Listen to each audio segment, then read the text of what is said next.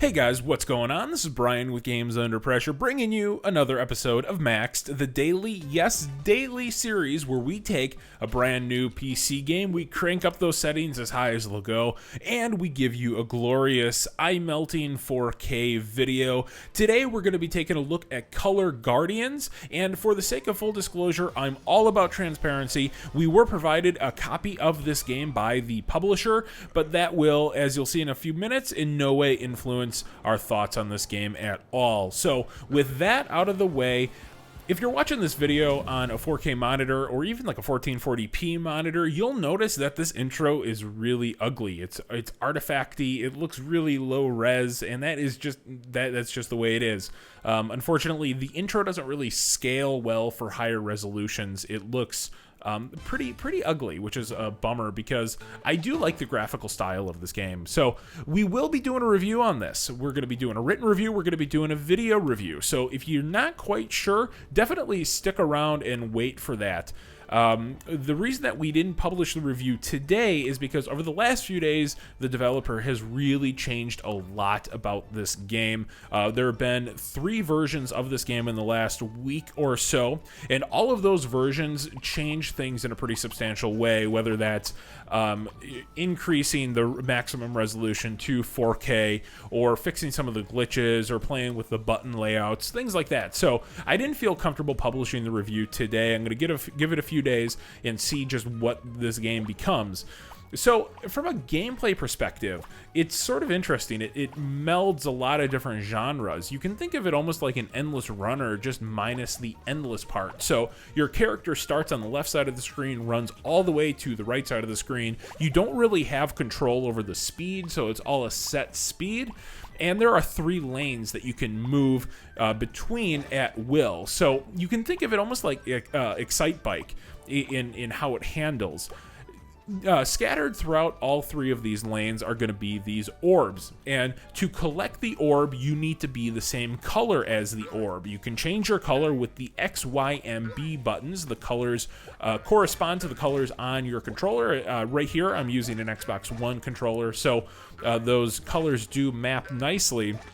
And if you do not collect all the orbs, you don't get the maximum score. Now, right before you're about to collect an orb, if you hit the same button that corresponds to the orb, so if you're trying to pick up a blue orb and you want to hit the X button, if you hit it right as you pick it up, you get a perfect, which increases your score even more.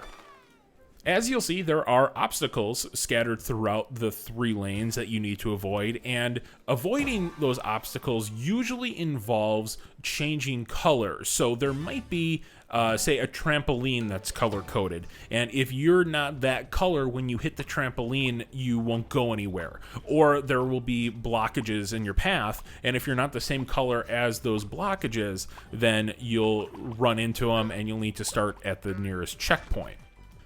Overall, I'm a little bit confused by this game. So as a reviewer, even if a game doesn't appeal to me, I typically try to think of the target demographic, put myself in their position, and come up with a recommendation. After all, we're human, we don't like every single game that comes out. With Color Guardians, I'm almost completely unable to do that. And the reason why is it's a game of contradictions. So as you can see, I'm actually sort of a fan of the art style, but it is very geared towards kids. It's got sort of a Saturday morning cartoon vibe to it. However, the gameplay is actually pretty difficult. It's not something that a kid could pick up and play. So the game exists in this weird twilight zone where it's not necessarily visually geared towards adults, but at the same time, kids can't necessarily enjoy that aesthetic either, which leads me to question their target demographic for this. I can't really figure it out. And it is pretty simplistic in its nature. So adults aren't going to necessarily find a lot of replay value here. Another contradiction is that this is a very mobile type game. This is like a game that you would get on Android or iOS, a game that you would play on the bus or, waiting for a ride or at lunch or whatever the case is. And I think it would work really well on mobile. Unfortunately, this is like a full PC, full console release. So I can't, with the gameplay that's on display here, I can't necessarily imagine like booting up my PC or starting my PlayStation 4 to give this game a go. It just doesn't have the substance of a game that you would turn on a console to play or turn on a PC to play. And all of these contradictions just leave me super confused about this game. I don't know who it's for, and I really struggle with a recommendation on this because it feels like it can't make up its mind, and it tries to go middle of the road, but it has qualities of both ends of the spectrum, which make it a really strange thing. So some of the positives about this game right off the bat, it's really colorful and it's fun to look at. Even though it is probably geared more towards kids, it is a friendly and accessible art style that I do like. It definitely has its charm. Since this is maxed, where we really care about graphics, we really care about settings, on ultra settings at 4K, the game runs all right. There's a little bit of stuttering. It's not as smooth as I'd like, but overall it does get the job done. I also wanted to show you a boss battle here.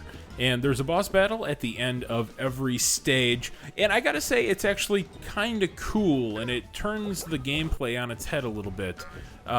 Basically, it's broken up into two parts here. You have these very like Rayman Origin, Rayman Legend style enemies that follow you. The disappointing thing is that they can't actually catch up to you, so it's basically like you can just ignore them. It's like you're playing a level just like normal, which is disappointing, but the boss is actually kind of cool.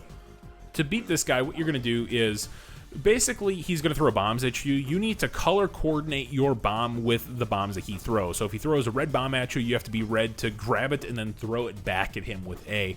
Is it groundbreaking? No, but it does mix up the formula in kind of a fun way. Nothing to write home about, but it's interesting. So should you buy Color Guardians?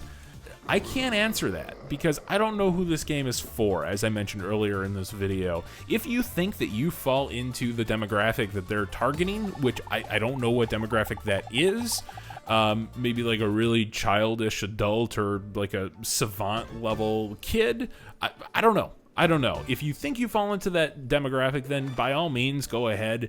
But I would definitely wait for our full review. That should be up a little bit later in the week. So if you guys like videos like this, I would really appreciate a subscription. We do one of these every single day. So if you subscribe, you'll never miss any of them. And we're also doing maxed by request. So if you have a game that you want me to play, let me know in the comments below and I will try to get to it. We'll give your favorite game the full max treatment, ultra settings, 4K, gorgeous. So let me know in the comments below. Thank you guys so much for watching. I really appreciate it, and we'll catch you tomorrow.